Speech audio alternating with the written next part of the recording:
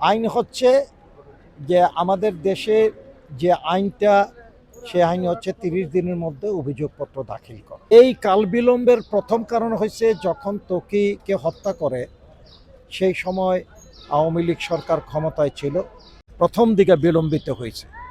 বৈষম্য বিরোধী আন্দোলনের পর আমাদের একটা আশা জাগেছিল, আশা নিয়ে আমরা জাতির সামনে আমাদের বক্তব্য উপস্থাপন করেছিলাম যে দ্রুত এই মামলার অভিযোগপত্র দাখিল করা হবে এবং সেই অভিযোগপত্র দাখিলের মধ্যে দিয়ে ন্যায় বিচার নিশ্চিত হবে। সরকার এসছে, হ্যাঁ, সেই যেহেতু এই বিচার বিভাগ এবং শাসন বিভাগ আলাদা, তদন্তাধীন বিষয়টা যে বিষয়টা, সেই তদন্ত বিষয়টা আয়ু তদন্ত করে এই অভিযোগপত্রটি দাখিল করবেন।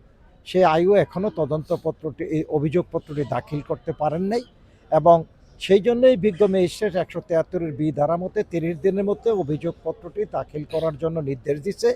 তদন্তকারী কর্মকর্তা সময় নিছে, সময় নেওয়ার পরেও আজকে ধার্য তারিখ ছিল, 30 দিন অতিবাহিত হয়েছে। আজকে আমরা বিজ্ঞ আদালতে আমাদের বক্তব্য উপস্থাপন করে বলেছি, সেই আলোকেই তাগিদ প্রদান করছি।